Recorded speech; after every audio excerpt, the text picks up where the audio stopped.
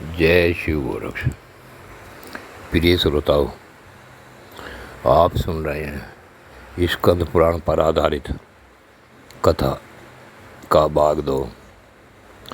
सती के द्वारा दक्ष के यज्ञ का विध्वंस करना तथा स्वयं सती का अग्नि में प्रवेश होना। इसमें अब मैं कथा प्रारंभ करता हूँ कि देवी सती नंदी पर बैठकर अपने पिता के यहाँ पहुँची और द्वार पर नंदी को खड़ा करके उसकी पीठ से उतरकर उसने चारों तरफ दृष्टि डाली तो सती ने देखा बहुत बड़ा यज्ञ हो रहा है। यज्ञ में उसके माता पिता, बंधु बांधव तथा सभी संबंधी आए हुए हैं। सती ने माता पिता को मस्तक झुकाकर प्रणाम किया। फिर वह अपने पिताजी से बोली,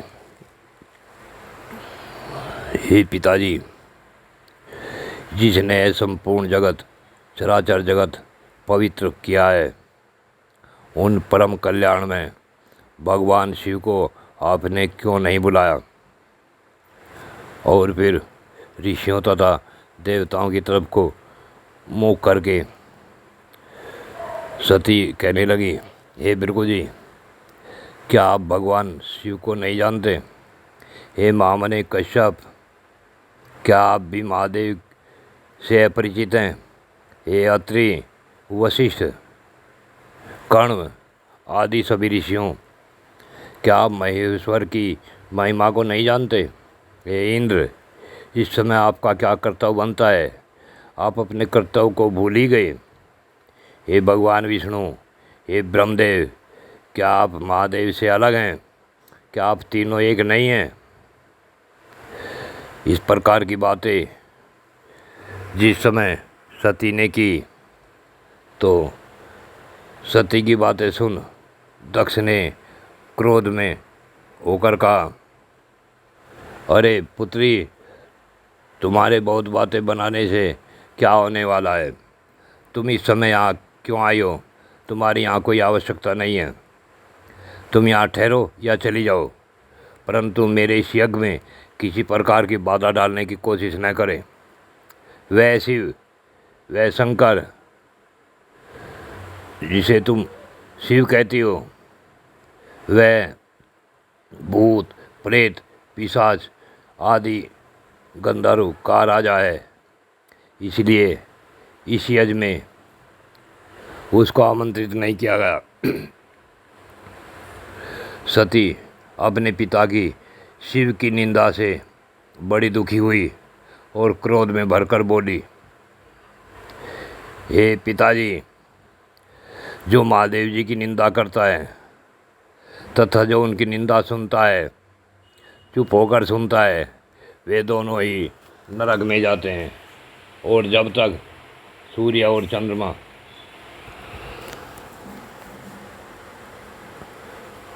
चमकते हैं तब तक वो नरक में ही पड़े रहते हैं। अब मैं देवताओं से पूछ रही हूँ, क्या देवता भगवान शिव की महिमा नहीं जानते? क्या ये ऋषि जो तुम्हारे यहाँ यज्ञ करने आए हुए हैं, क्या इन्होंने भगवान शिव को नहीं समझा?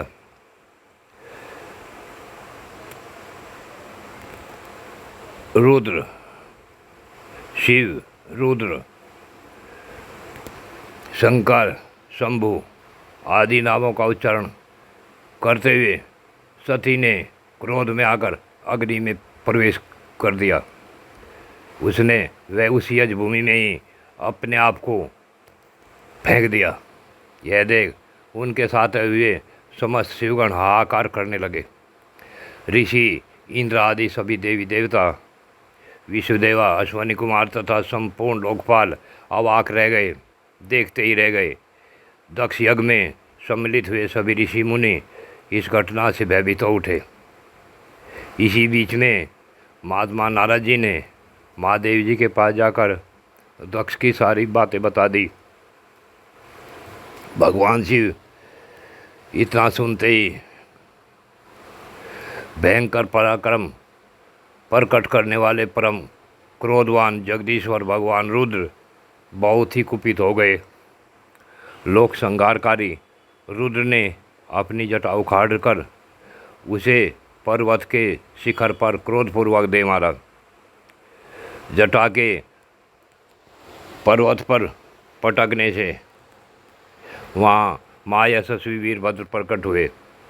साथ ही करोड़ों भूतों से घिरी हुई कालिका भी प्रकट हुआ।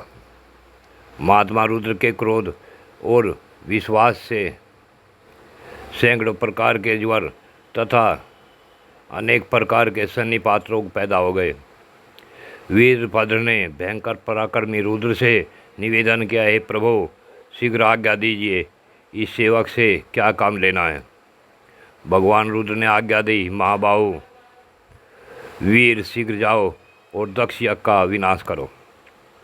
देवादिदेव शूरपाणी महादेव की यह आज्ञा शिरोधार्य करके वह यशस्वी वीरभद्र समस्त भूतों से घिरे हुए दक्ष यज्ञ की ओर चल दिए।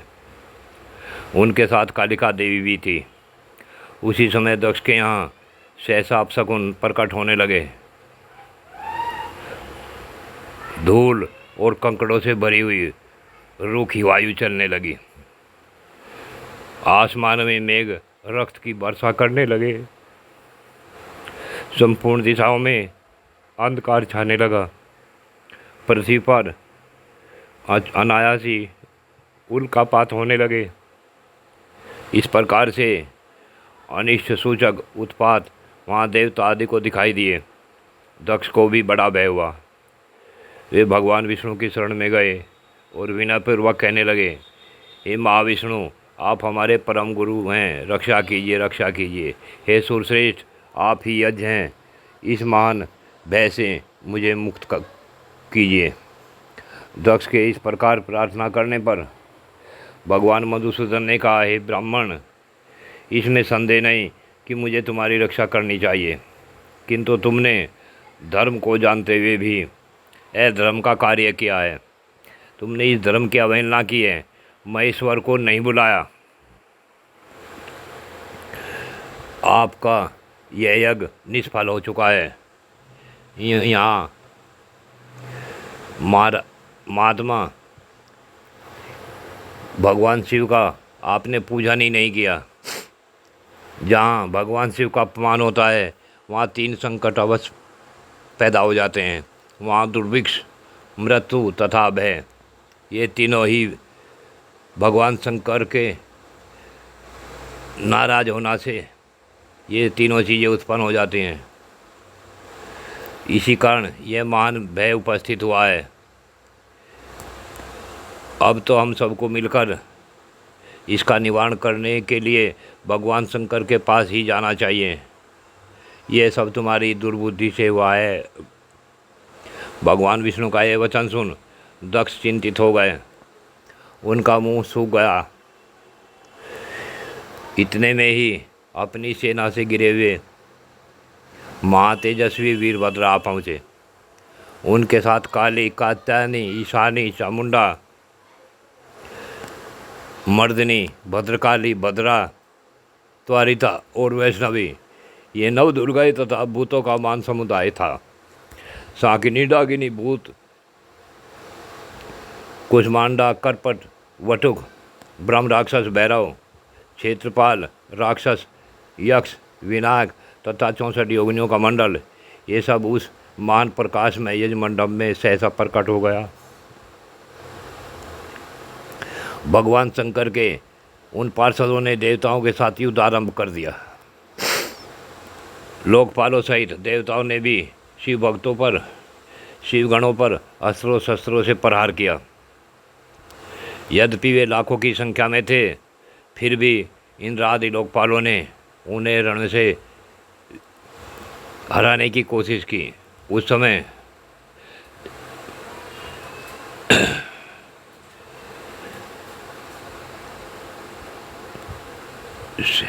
अपने सैनिकों की पराजय देख वीरभद्र को बड़ा क्रोध आ गया।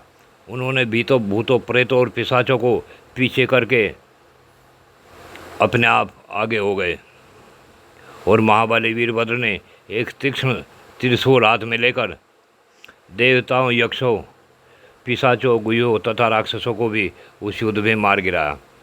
समस्त शिवगणों ने शूल के आघात से देवताओं को गहरी चोट पहुंचाई। फिर तो संपूर्ण देवता पराजित हो गए और भागने लगे। सबने एक दूसरे को छोड़कर स्वर्ग की राह ली। केवल इंद्र आदि लोकपाली विजय के लिए उत्सुक होकर भगवान शिव के उन गणों से युद्ध करते रहे। वे बृहस्पति से पूछने लगे, हे गुरुदेव, हमारी विजय कैसे होगी? तब बृहस्पति जी ने कहा, भगवान विष्णु ने जो बात बहुत पहले कह दी थी वह आज सत्य हुई। यदि फल रूपेण परिणत हुए कर्म का नियामक कोई ईश्वर है तो वह भी कर्ता का ही आश्रय लेता है। जो कर्ता नहीं है उस पर वह अपना प्रभुत्व नहीं प्रकट करता। करने वालों को नहीं, वह ईश्वर केवल अनन्य भक्ति से जानने योग्य है। परम शांति और संतोष से भगवान सदाशिव के स्वरूप को जाना जा सकता है। उन्हीं से संपूर्ण सुख दुखात्मक जगत जन्म और जीवन मरण धारण करता है। इस समय तुम्हारी विजय का कोई उपाय नहीं दिखाई देता। इंद्र, तुम मूर्खता और लोकपाल के वश इन लोकपालों के साथ यहाँ आ गए हो। बताओ तो इस समय क्या करोगे? ये परम शोभायमान गण भगवान शिव के किंकर हैं, वे ही सबके सहायक हैं। ये महाभाग कुपित होने पर जब संहार आरंभ करते हैं तब किसी को भी शेष नहीं छोड़ते। जय शिव गोरक्ष।